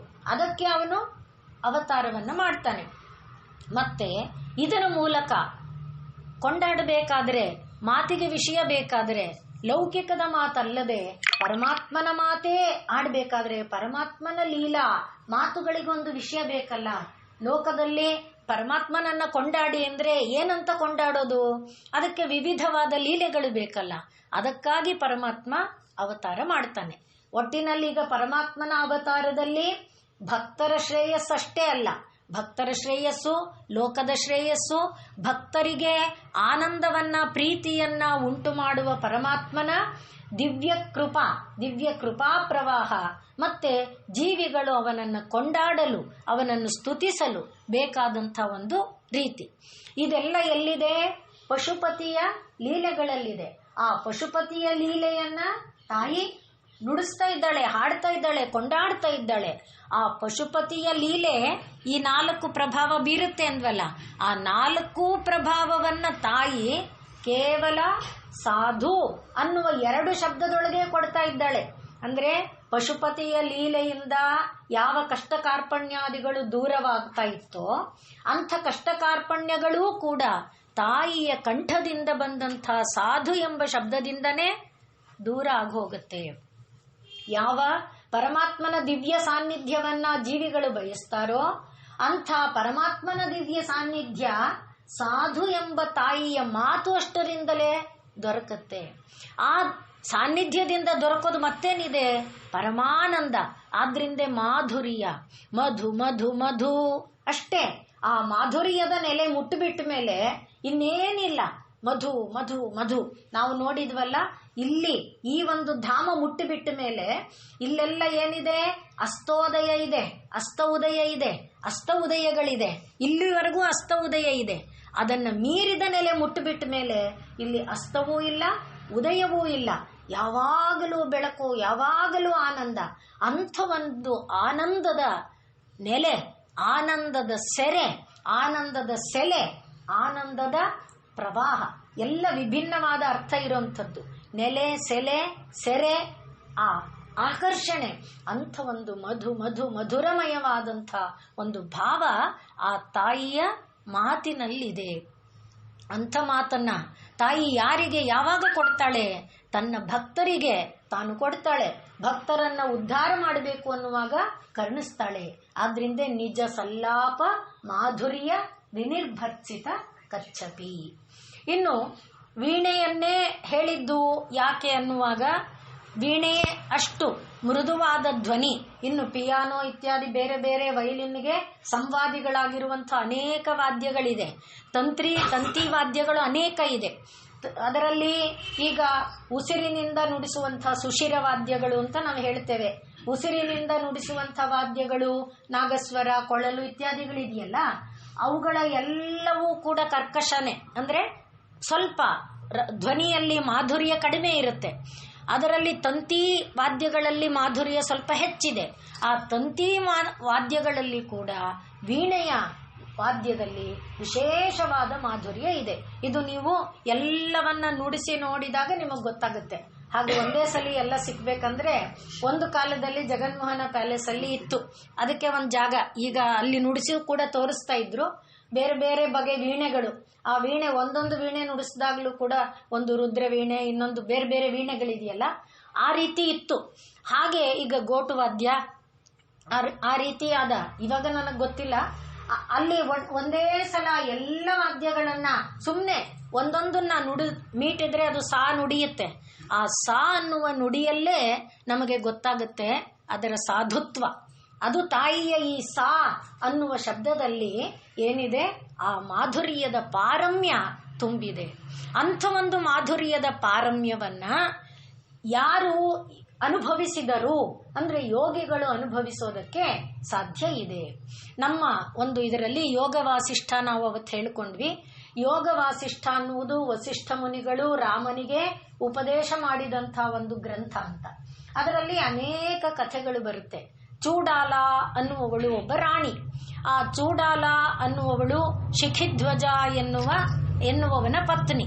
ಶಿಖಿಧ್ವಜ, ಚೂಡಾಲ ಇಬ್ಬರೂ ಕೂಡ ರಾಜರಾಣಿಯರಾಗಿ ನಾವು ಮೊದಲಿಂದ ನೋಡಿದ್ದೇವೆ. ಭಾರತದಲ್ಲಿ ರಾಜ ರಾಣಿ ಅಂದ್ರೆ ಸಿಂಹಾಸನದಲ್ಲಿ ಕುಳಿತುಕೊಂಡು ಮೋಜು ಮಾಡುವ ಅಲ್ಲ, ಅವರ ಕೆಲಸ ಅದಲ್ಲ. ಇದು ಪರಮಾತ್ಮ ಇವರಿಗೆ ಜವಾಬ್ದಾರಿ ಕೊಟ್ಟಿರುವಂಥದ್ದು. ಅಂದ್ರೆ ಟ್ರಸ್ಟಿಯಾಗಿ ಇದನ್ನ ನೋಡ್ಕೊಳ್ಳೋದಷ್ಟೇ ಇವರ ಕೆಲಸ. ಇದು ನಂದು ಅನ್ನುವ ಭಾವನೆ ಅಲ್ಲ. ಆ ರೀತಿಯಲ್ಲಿ ಇಬ್ರು ಕೆಲಸ ಮಾಡ್ತಾ ಇದ್ದಾರೆ. ಆದರೆ ಚೂಡಾಲ ಬೇಗ ಬೇಗ ಬೇಗ ತನ್ನ ಆಂತರಂಗಿಕವಾದ ಸಾಧನೆಯಲ್ಲಿ ಬೆಳೆದು ಬಿಟ್ಲು. ಅವಳು ಬೆಳೆದು ಯೌಗಿಕವಾದ ಅನೇಕ ಸಿದ್ಧಿಗಳನ್ನ ಪಡ್ಕೊಂಡು ಬಿಟ್ಲು. ಅಂದ್ರೆ ಆಕಾಶದಲ್ಲಿ ಸಂಚಾರ ಮಾಡೋದು, ಮತ್ತೊಬ್ಬರ ಶರೀರ ಪ್ರವೇಶ ಮಾಡೋದು, ತನ್ನ ಶರೀರವನ್ನ ನಾನಾ ಶರೀರವಾಗಿ ಪರಿವರ್ತನೆ ಮಾಡಿಕೊಳ್ಳೋದು, ಅಂತ ಎಷ್ಟೋ ಸಿದ್ಧಿಗಳನ್ನ ಚೂಡಾಲ ಪಡ್ಕೊಂಡ್ಬಿಟ್ಲು. ಈ ಶಿಖಿಧ್ವಜ ಮಾತ್ರ ಒದ್ದಾಡ್ತಾ ಇದ್ದಾನೆ. ಅವನಿಗೆ ಈ ಒಂದು ಯಾವುದು ರಾಜ್ಯಭಾರದ ಜವಾಬ್ದಾರಿಯಿಂದ ಬಿಡಿಸ್ಕೊಂಡು, ಅಂದ್ರೆ ಅದನ್ನ ಬ್ಯಾಲೆನ್ಸ್ ಆಗಿ ತಗೊಳಕ್ ಗೊತ್ತಾಗ್ತಿಲ್ಲ. ರಾಜ್ಯಭಾರ ಮಾಡ್ತಾ, ರಾಜ್ಯಭಾರ ಅಂದಾಗ ನಮ್ಗೆ ಮನೆ ತರ ತಾನೆ. ಅಂದ್ರೆ ಮನೆ ಜವಾಬ್ದಾರಿ ಮಾಡ್ತಿರುವಾಗ ನಾವು ದೇವರನ್ನು ಎಷ್ಟು ನೆನೀತೀವಿ, ದೇವರ ಚಿಂತೆ ಎಷ್ಟು ಮಾಡ್ತೀವಿ, ಕಷ್ಟ ತಾನೆ. ಆ ರೀತಿ ಇವನು ಒದ್ದಾಡ್ತಾ ಇದ್ದಾನೆ ಶಿಖಿಧ್ವಜ. ಇದನ್ನ ನೋಡಿ ಅವಳು ತಡ್ಕೊಳ್ಳಲಾರದೆ, ಅಂದ್ರೆ ತನ್ನ ಪತಿಯನ್ನು ಅದೇ ನೆಲೆಗೆ ತರಬೇಕು ಅನ್ನುವ ಭಾವಕ್ಕೆ ಅವಳೇನು ಮಾಡಿದ್ಲು, ಇವಳು ಏನೇನೋ ಸಿದ್ಧಿ ಪಡ್ಕೊಂಡಿದ್ಲಲ್ಲ, ಆ ಸಿದ್ಧಿಯಿಂದ ವೈರಾಗ್ಯ ಭಾವ ಬರುವಂತ ಒಂದು ಪ್ರೇರಣೆಯನ್ನ ಉಂಟು ಮಾಡಿದ್ಲು. ನೋಡಿ ಅವಳ ಸಿದ್ಧಿ ಎಷ್ಟು ದೊಡ್ಡದು ಅಂತ. ಅದರಿಂದ ಈಗ ಅವನೇನ್ ಮಾಡ್ದ, ನಾನು ರಾಜ್ಯದಲ್ಲೇ ಇದ್ದುಕೊಂಡಿದ್ರೆ ಇದನ್ನ ಸಾಧನೆ ಮಾಡಕ್ ನನಗಾಗಲ್ಲ, ಆದ್ರಿಂದ ನಾನು ಕಾಡಿಗೆ ಹೋಗ್ಬೇಕು ಅಂತ ನಿರ್ಣಯ ಮಾಡ್ದ. ರಾಜ್ಯನ ನನಗೆ ಅಂತ ಅಂದ್ರೆ ನಾನು ನೋಡ್ಕೊಳ್ಬೇಕು ಅಂತ ಕರ್ತವ್ಯ ಇದ್ದಾಗ ಕರ್ತವ್ಯ ಲೋಪ ಆಗುತ್ತಲ್ಲ ಅಂತ ಕಂಗೆಟ್ಟ. ಆಗ ಅವಳು ರಾಜನಾಗಿ ನಾನು ಇದನ್ನ ನೋಡ್ಕೊಳ್ತೇನೆ, ನೀನು ಹೋಗ್ಬಾ ಅಂತ ಹೇಳಿದ್ಲು. ಈಗ ಪತ್ನಿ ಚೂಡಾಲಾಗೆ ರಾಜ್ಯದ ಜವಾಬ್ದಾರಿಯನ್ನ ಕೊಟ್ಟು ಇವನು ಕಾಡಿಗೆ ಹೋದ. ಆನಂತರದಲ್ಲಿ ವಿಸ್ತಾರವಾದ ಕಥೆ ಇದೆ. ಇದು ತುಂಬಾ ಚೆನ್ನಾಗಿದೆ. ಅಂದ್ರೆ ಹೇಗೆ ಪತಿಯನ್ನ ಉನ್ನತವಾದ ನೆಲೆಗೆ ತರೋದಕ್ಕೆ ಅವಳು ಎಷ್ಟೆಷ್ಟು ಪ್ರಯತ್ನ ಪಟ್ಲು, ಏನೇನು ಸಾಧನೆಯನ್ನ ಮಾಡಿದ್ಲು. ಅಂದ್ರೆ ಅವನೊಳಗೆ ಅವಳು ಹಕ್ಕಿಯಾಗಿ ಪ್ರವೇಶ ಮಾಡಿ ಬೇರೆ ಬೇರೆ ರೀತಿಯಲ್ಲಿ ಅವನ ಮುಂದೆ ನಲಿದು ಅವನನ್ನ ಈ ಒಂದು ಔನ್ನತ್ಯಕ್ಕೆ ಏರಿಸುವ ಪ್ರಯತ್ನ ಮಾಡಿ ಕೊನೆಯಲ್ಲಿ ಆ ಸಾಧನೆಯಲ್ಲಿ ಸಿದ್ಧಿಯನ್ನ ಪಡೀತಾಳೆ. ಇದು ಒಂದು ಸಂಗ್ರಹವಾದ ಕಥಾಭಾಗ. ಇಲ್ಲಿ ನಾನು ಮುಖ್ಯವಾಗಿ ಹೇಳಕ್ ಹೊರಟಿರೋದು, ಚೂಡಾಲ ಈ ಒಂದು ಸಿದ್ಧಿ ಪಡೆದ್ಲಲ್ಲ, ಆ ಸಿದ್ಧಿಯನ್ನ ಪಡೆಯುವಾಗ ಅವಳು ಮಾಡಿದ ಸಾಧನೆ ಇದೆಯಲ್ಲ, ಆ ಸಾಧನೆಗೆ ಈ ವೀಣೆಗೆ ಸಂಬಂಧ ಇದೆ. ಅದಕ್ಕೋಸ್ಕರ ಈ ಮಾತನ್ನ, ಈ ಕಥಾಭಾಗವನ್ನ ಹೇಳ್ತಾ ಇರೋದು. ಮತ್ತೆ ಭಾರತದಲ್ಲಿ ಈ ಸಂಸ್ಕಾರವನ್ನ ಕೊಡುವಾಗ ಬೇರೆ ಯಾವುದೇ, ಅಂದ್ರೆ ಗರ್ಭಿಣಿಯಾಗಿದ್ದಾಗ ನಾವು ಯಾವ ಒಂದು ಸಂಸ್ಕಾರ ಮಾಡ್ತೇವೆ, ಹೂ ಮುಡಿಸೋದು ಇತ್ಯಾದಿ ಸಂಸ್ಕಾರ ಮಾಡುವಾಗ ಏನು ಮಾಡ್ತೇವೆ, ವೀಣಾವಾದನವನ್ನ ಮಾಡಿಸ್ತಾರೆ. ವೀಣೆಯಲ್ಲಿ ಯಾವುದಾದ್ರೂ ಒಂದು ಮಂತ್ರವನ್ನ ನುಡಿಸೋ ಒಂದು ಪದ್ಧತಿ ಇದೆ. ಯಾಕೆ ವೀಣೆಯನ್ನೇ ನುಡಿಸ್ಬೇಕು ಅನ್ನೋದನ್ನ ಮುಂದಿಟ್ಟುಕೊಂಡು ಆ ಗರ್ಭಗತವಾಗಿಯೇ ಈ ವೀಣಾ ಅನ್ನುವ ಸಂಸ್ಕಾರ ನಮ್ಮೊಳಗೆ ಬರಬೇಕು ಅನ್ನುವ ವಿಚಾರ ಇಟ್ಕೊಂಡು ಈ ಮಾತು ಹೇಳ್ತಾ ಇದ್ದೇನೆ. ವೀಣೆಯ ಬುರುಡೆ ಇದೆಯಲ್ಲ, ನೀವು ವೀಣೆಯನ್ನು ಕಲ್ಪನೆ ಮಾಡ್ಕೊಳ್ಳಿ. ವೀಣೆಯ ಬುರುಡೆ ಹೇಗಿದೆ, ಹೀಗೆ ವೃತ್ತಾಕಾರ ಇದೆ, ಅದರ ಮೇಲೆ ಹೀಗೆ ತಂತಿ ಬಂದಿದೆ. ಆ ವೀಣೆಯ ಇದು ಹೇಗಿದೆ, ಬಾಗಿ ಸರ್ಪದ ಆಕಾರ ಇದೆ, ಗಮನಿಸಿದ್ದೀರಾ? ಅದು ಹೀಗೆ ಬಾಗಿ ಸರ್ಪದಂತೆ ಬಾಯಿ ಇಟ್ಕೊಂಡಿರುತ್ತೆ. ಇದು ನೀವು ನೋಡಿರುವಂತ ವೀಣೆಯ ಒಂದು ಸ್ವರೂಪ. ಅದು ಈ ಮೂಲಾಧಾರದ ಜಾಗದಲ್ಲಿ ಅದೇನಾಗಿದೆ, ಹೀಗೆ ಸುತ್ತಿ ಸುತ್ತಿ ಸುತ್ತಿ, ಅದರಿಂದ ವೀಣೆಯ ಬುಡ ನೋಡಿ ಹೀಗೆ ಸುತ್ತಿ ಸುತ್ತಿ ಸುತ್ತಿ, ಅಂದ್ರೆ ಚಿಕ್ಕದಿಂದ ದೊಡ್ಡ ಆಗಿದೆ, ಹೌದಾ? ಹಾಗೆ ಆ ಇದು ಒಳಗಡೆ ಸುತ್ತಿದೆಯಲ್ಲ, ಆ ಭಾಗ ಮೂಲಾಧಾರದಲ್ಲಿ ಕುಂಡಲಿನಿ, ಅದು ಕುಂಡಲಿ ಅಂದ್ರೆ ಸುತ್ತಿದೆ ಅಂತ ಅರ್ಥ. ಅದನ್ನ ಸರ್ಪ ಅಂತ ಬೇರೆ ರೀತಿಗೆ ಹೇಳೋದು, ಸರ್ಪದಂತೆ ಅದು ಹೀಗೀಗ್ ಹೋಗುತ್ತೆ ಅಂತ. ಕುಟಿಲ ಗತಿ ಇದೆ ಅನ್ನೋದಕ್ಕೆ ಹೆಸರುಗಳು ಸಂಕೇತ ಅಷ್ಟೇ. ಅದು ಅಲ್ಲೇನು ಹಾವಲ್ಲ, ಅದು ಕುಂಡಲಿನಿ ಅನ್ನುವುದು ಹಾವು ಅಂತಲ್ಲ, ಅದರ ಗತಿಗೆ ಸಂಬಂಧಪಟ್ಟಿದ್ದು. ಆದರೆ ಈ ಮೂಲಾಧಾರದ ಜಾಗದಲ್ಲಿ ನಾವು ಇದನ್ನೆಲ್ಲ ಹೇಳ್ಕೊಂಡಿದ್ದೇವೆ. ಇಲ್ಲಿ ಬೇಸ್ ಎಲ್ಲ ಬಂದಿದೆ. ನಾಸಾಭರಣ ಭಾಸುರನಲ್ಲಿ ನಾವು ಇಡ ಮತ್ತು ಪಿಂಗಳ, ಸೂರ್ಯ ಚಂದ್ರ ಮತ್ತು ಸೂರ್ಯ ಇವರನ್ನೆಲ್ಲ ಹೇಳ್ಕೊಂಡು ಬಂದಿದ್ದೇವೆ. ಅಲ್ಲಿಂದ ಒಳಗೆ ಪ್ರವೇಶ ಮಾಡಿದಾಗ ಆ ಒಳಗೆ ಸುತ್ತುಗಟ್ಟಿ ಕುಳಿತಿತ್ತಲ್ಲ, ಅದು ತಾನು ಮೇಲೆದ್ದು ಬಂದಾಗ ಬರುವಂತ ಒಂದು ನಾದ. ಅದು ಹಾಗೆ ಮೇಲೆ ಬಂದು ನೋಡಿ, ಈಗ ನಮ್ಮ ಈ ಒಂದು ಜಾಗದಿಂದ ಹೀಗೆ ಬಂದ್ರೆ ಇದು ಸಣ್ಣ ಆಗುತ್ತಾ, ಪೂರ್ತಿ ಸಣ್ಣ ಆಗಿದೆ ಅಲ್ವಾ ಈ ಶಿರೋಭಾಗ, ಅದು ಮತ್ತೆ ಹೇಗೆ ಬಾಗಿದೆ, ಆ ರೀತಿಯಲ್ಲಿ ಆ ನಾದ ಮೂಲಾಧಾರದಿಂದ ಮೇಲೆದ್ದು ಹರಿದು ಬರ್ತಾ, ಹಾಗೆ ಹರಿದು ಬರುವುದನ್ನ ಒಳಗಿವಿಯಲ್ಲಿ ಆಲಿಸುತ್ತಾ ಪಡೆಯುವಂತಹ ಒಂದು ಸಿದ್ಧಿ ಶಕ್ತಿ ಏನಿದೆ, ಅದು ಈ ವೀಣಾ ಅನ್ನುವುದರ ಒಂದು ಸಂಕೇತ. ಇದಕ್ಕೆ ಗಹನವಾದ ಯೌಗಿಕವಾದ ತತ್ವ ಇದೆ. ನಾನು ಸಾಧಾರಣವಾಗಿ ನೀವು ಗ್ರಹಿಸುವುದಕ್ಕೆ ಸಾಧ್ಯವಾಗುವಷ್ಟನ್ನ ನಿಮ್ಮ ಕಣ್ಣು ಮುಂದೆ ಇಟ್ಟಿದ್ದೇನೆ. ಒಟ್ಟು ವೀಣೆ ಎಂಬುದನ್ನ ಆಧ್ಯಾತ್ಮಿಕವಾದಂತಹ ಒಂದು ವಾದ್ಯ ಎಂಬುದಾಗಿ ಭಾರತದಲ್ಲಿ ಪರಿಗಣಿಸಿ, ಆದ್ರಿಂದಲೇ ದೇವತೆಗಳನ್ನು ಒಲಿಸಿಕೊಳ್ಳುವುದಕ್ಕೆ ಈ ವೀಣೆಯನ್ನು ಇಟ್ಕೊಂಡಿರೋದು. ಆದರೆ ವೀಣೆ ಯಾಕೆ ಹೆಚ್ಚು ಪ್ರಚಲಿತವಾಗಿಲ್ಲ ಅಂದ್ರೆ ಅದರ ಮಾಧುರ್ಯದಿಂದನೇ. ಯಾಕೆ, ನಮಗೆ ಶರೀರ ಕುಣಿಬೇಕು, ಹಾಗಿರುವ ಗಾನವನ್ನು ನಾವು ಇಷ್ಟಪಡ್ತೇವೆ. ವೀಣೆಯಲ್ಲಿ ಹಾಗೆ ಶರೀರವನ್ನು ಕುಣಿಸುವಂಥ ಗಾನ ಇಲ್ಲ. ನೀವು ಗಮನಿಸಿದ್ರೆ ಎಷ್ಟು ವೇಗದಲ್ಲಿ ಇದು ಯಾವುದು ಕದನ ಕುತೂಹಲ ರಾಗದಲ್ಲಿ ಒಂದೇ ಆ ಕದನ ಕುತೂಹಲ ಕುಣಿಸುತ್ತೆ, ಅದರಿಂದ ಅದು ಕುಣಿಯೋ ಹಾಗೆ ಮಾಡಬಹುದೇ ಹೊರತು ಕೆಲವು ರಾಗ ಬಿಟ್ಟರೆ ಇನ್ನೆಲ್ಲದರಲ್ಲಿ ವೀಣೆಯಿಂದ ಕುಣಿಸೋದಕ್ಕಾಗಲ್ಲ. ಆದ್ರಿಂದ ಅದು ಹೆಚ್ಚು ಆಕರ್ಷಕವಾಗಿಲ್ಲ, ಜನಾಕರ್ಷಕ ಚಿತ್ತಾಕರ್ಷಕವಾಗಿಲ್ಲ. ಆದರೆ ಒಳಗಿನ ಆಕರ್ಷಣ ಶಕ್ತಿ ತುಂಬಿಕೊಂಡಿರುವುದು ವೀಣೆಯಲ್ಲಿ. ಆದ್ರಿಂದ ಅದನ್ನು ಆಧ್ಯಾತ್ಮಿಕವಾದ ಒಂದು ವಾದ್ಯವಾಗಿ ಇಟ್ಕೊಂಡಿದ್ದಾರೆ. ಅದಕ್ಕೋಸ್ಕರ ಇಲ್ಲಿ ನಿಜ ಸಲ್ಲಾಪ ಮಾಧುರ್ಯ ವಿನಿರ್ಭರ್ಚಿತ ಕಚ್ಚಪಿ ಅಂದಾಗ ಆ ವೀಣಾ ವಾದನದಿಂದ ಯಾವ ಒಂದು ನಾದ ಪರಂಪರೆಯನ್ನು ನಾವು ಹೊಂದುತ್ತಾ ಇದ್ದೇವೆ, ಯಾವುದನ್ನ ಈ ಮೂಲಾಧಾರದಲ್ಲಿ ತಾನು ಸುತ್ತಿ ಸುತ್ತಿ ಸುತ್ತಿಕೊಂಡಿರುವಂಥ ಒಂದು ನಾದ, ಅಲ್ಲಿದೆ ನಾದ ಇದೆ. ಈಗ ನಿಮಗೆ ಕೇಳಿಸ್ತಾ ಇರಬಹುದು, ಕೇಳಿಸದೇ ಇರಬಹುದು, ನನಗೆ ಕೇಳಿಸ್ತಿರಬಹುದು, ಕೇಳಿಸದೇ ಇರಬಹುದು. ಆದರೆ ನಾದ ಎಂಬುದು ಅಲ್ಲಿ ತಾನು ಸುತ್ತುಗಟ್ಟಿಕೊಂಡು ಕೂತಿದೆ. ಹೇಗೆ ಅಂದರೆ ಅದನ್ನು ಕೂಡ ನಮ್ಮ ಉಪನಿಷತ್ತುಗಳು, ನಾವು ಅವತ್ತು ಹೇಳಿದ್ವಿ ಭರ್ತೃಹರಿಯ ವಾಕ್ಯಪದೀಯ, ಅದರಲ್ಲಿ ವರ್ಣನೆ. ಒಂದು ಮೊಗ್ಗಿದೆ, ಒಂದು ಮೊಗ್ಗು ನೀವು ಗಿಡಗಳಲ್ಲಿ ನೋಡಿದರೆ ಒಂದು ಪುಟಾಣಿ ಕಾಕಡ ಮೊಗ್ಗು, ಅವೆಲ್ಲ ಚಿಕ್ಕ ಚಿಕ್ಕ ಮೊಗ್ಗು, ಅದರಲ್ಲಿ ಮರಳೆ ಆದರೆ ಇನ್ನೂ ಸಣ್ಣ ಮೊಗ್ಗು. ಆ ಮೊಗ್ಗುಗಳನ್ನು ನೀವು ನೋಡಿದರೆ ಆ ಮೊಗ್ಗಿನ ಒಳಗಡೆ ಅಂದರೆ ಈ ಮೊಗ್ಗು ಒಳಭಾಗದಲ್ಲಿ ನಾದ ಇದೆ. ಆ ನಾದ ಒಂದು ಮೊಗ್ಗಿನ ಒಂದೇ ಒಂದು ದಳ, ಒಂದು ಚಿಟಿಕೆ, ಪೂರ್ತಿ ಹೀಗಲ್ಲ, ಒಂದು ಚಿಟಿಕೆ ಹೀಗೆ ವಿಕಾಸ ಆದರೂ ಅಲ್ಲಿ ಆ ನಾದ ಹೊರಗೆ ಬರುತ್ತೆ. ಆ ನಾದ ಓಂಕಾರವನ್ನೇ ನುಡಿಯುತ್ತೆ. ಪ್ರಕೃತಿಯಲ್ಲಿ ಎಲ್ಲೆಲ್ಲೂ ಆ ನಾದ ತುಂಬಿಕೊಂಡಿದೆ. ನದಿಯಲ್ಲಿ ಜುಳು ಜುಳು ಜುಳು ನಾದದಲ್ಲಿ ನಮಗೆ ಕೇಳುವುದು ಓಂಕಾರ. ಗಮನಿಸಿದರೆ ಗೊತ್ತಾಗತ್ತೆ. ಗಾಳಿ ಕಾಡಿನಲ್ಲಿ ಇಲ್ಲಿ ಗೊತ್ತಾಗಲ್ಲ. ಕಾಡು ಅಥವಾ ಚಾಮುಂಡಿ ಬೆಟ್ಟದ ಮೇಲೆ ಸ್ವಲ್ಪ ಇವನು ಬಸವ ಅವನ ಹತ್ತಿರ ಬಂದು ನಿಂತಾಗ ಅಲ್ಲಿ ಗಾಳಿಲಿ ಒಂಥರ ಸುಂಗ್ ಶಬ್ದ ಬರುತ್ತೆ. ಆ ಸುಂಗ್ ಎನ್ನುವ ಶಬ್ದದಲ್ಲಿರುವುದು ಓಂಕಾರ. ಆ ಓಂಕಾರನಾದ ಎಲ್ಲ ಕಡೆಯಲ್ಲಿ ತುಂಬಿಕೊಂಡಿದೆ. ನಮಗೆ ಅದನ್ನು ಅನುಭವಿಸುವುದಕ್ಕೆ ಗೊತ್ತಾಗಲ್ಲ. ಅಂಥ ನಾದ ಎಲ್ಲಿದೆ? ಇಲ್ಲಿ ಒಳಗಡೆ ಅದು ತಾನು ಕೂತ್ಕೊಂಡಿದೆ, ಸುತ್ತಿ ಸುತ್ತಿ ಸುತ್ತಿ ಕೂತಿದೆ. ಆ ಸುತ್ತಿ ಸುತ್ತಿ ಕೂತಿರುವುದು ತಾನು ಮೇಲೆದ್ದು ಹರಿದು ಬರುವಾಗ ಈ ಮಣಿಪುರ ಸ್ವಾಧಿಷ್ಠಾನಾದಿಗಳನ್ನು ತಾಗುತ್ತಾ ಅದು ಹೇಗೆ ವಿಕಾಸಗೊಳ್ಳುತ್ತಾ ಬರುತ್ತೆ, ಹಾಗೆ ಶಬ್ದ ತರಂಗಗಳು ವಿಕಾಸ ಆಗುತ್ತಾ ಅದರಲ್ಲಿ ಮೆಟ್ಟಿಲುಗಳು, ಇದರಲ್ಲಿ ಆ ಮೆಟ್ಟಿಲುಗಳು 24 ಮೆಟ್ಟಿಲುಗಳು. 24 ಮೆಟ್ಟಿಲುಗಳು ಗಾಯತ್ರಿ ತತ್ವವನ್ನು ಪ್ರತಿನಿಧಿಸುತ್ತೆ. ಅದರಿಂದ ವೀಣೆ ಅಸಾಧಾರಣವಾದ ಒಂದು ವಾದ್ಯ ಅದು. ಆ ಗಾಯತ್ರಿ ತತ್ವಗಳನ್ನು ಪ್ರತಿನಿಧಿಸ್ತಾ ಅದರಲ್ಲಿ ಮಂದ್ರ, ಅತಿಮಂದ್ರ, ತಾರ, ಅತಿತಾರ, ಆ ತರಂಗ ಸ್ವರಗಳು, ಇದು ಏನು ತಂತಿಗಳು, ಇವುಗಳಿಂದ ನಮಗೆ ಅಂತರಂಗದಲ್ಲಿ ಬರುವ ಮಂದ್ರವಾದ, ಎಲ್ಲೂ ಕಿವಿಗೆ ಬೀಳದ, ಮತ್ತೆ ಮೆಲ್ಲ ಮಂದ್ರವಾದ, ಅತಿಮಂದ್ರದಿಂದ ಮಂದ್ರವಾಗಿ, ತಾರವಾಗಿ, ಅತಿತಾರವಾಗಿ ಅದೇನು ಮಾಡುತ್ತೆ? ತಾರ ನಮ್ಮನ್ನ ಈ ಭೌತಿಕವಾದ ಪ್ರಪಂಚದಿಂದ ದಾಟಿಸಿ ಹಾಕಿಬಿಡುತ್ತೆ. ತಾರ ಅನ್ನುವುದು ಒಂದು ಸಿದ್ಧಿ, ತಾರ ಅನ್ನುವುದು ಒಂದು ನಾದ, ಒಳನಾದದಲ್ಲಿ ನಾವು ಹೊಂದುವಂಥದ್ದು. ತಾರ ಅನ್ನುವುದು ಒಂದು ಕೇಂದ್ರ, ಅಂದರೆ ನಾವು ಸಾಧನೆ ಮಾಡುವಾಗ ಇರುವಂಥ ಒಂದು ಕೇಂದ್ರ.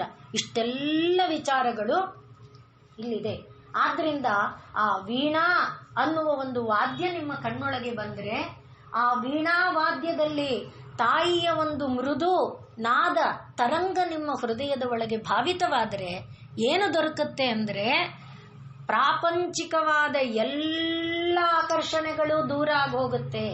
ಇದು ವಿಶೇಷವಾದ ಸಾಧನೆ. ಅದು ತಾನೇ ನಮಗೆ ಬೇಕಾದ್ದು. ಬೇರೆ ಯಾವ ಸಾಧನೆ ಬೇಕಾಗಿಲ್ಲ. ಪ್ರಪಂಚಕ್ಕೆ ನಮ್ಮ ಮನಸ್ಸು ಅಂಟುಕೊಳ್ಳೋಕೆ ಎಳೆದು ಎಳೆದು ಎಳೆದು ಒಂದು ಆಕರ್ಷಣೆ ಬಿಟ್ಟೆ ಅಂದರೆ ಇನ್ನೊಂದು ಆಕರ್ಷಣೆ ಬಿಟ್ಟೆ ಅಂದರೆ ಮತ್ತೊಂದು ಆಕರ್ಷಣೆ. ಇರೋದು 5.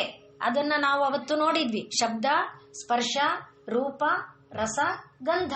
ಆ 5 ಆಕರ್ಷಣೆ ಇಷ್ಟು ಪ್ರಬಲವಾಗಿ ಒಂದಲ್ಲ ಒಂದು ರೀತಿಯಿಂದ ನಮ್ಮನ್ನ ಎಳೆದು ಎಳೆದು ಪ್ರಪಂಚಕ್ಕೆ ಕಟ್ಟಾಕ್ತಾ ಇದ್ರೆ, ಈ ಒಂದು ಆಕರ್ಷಣೆಯಿಂದ ನಮ್ಮನ್ನ ಬಿಡುಗಡೆ ಮಾಡಿಸಿಕೊಡುತ್ತೆ. ಯಾವುದು? ನಿಜ ಸಲ್ಲಾಪ ಮಾಧುರ್ಯ ವಿನಿರ್ಭರ್ಚಿತ ಕಚ್ಚಪಿ.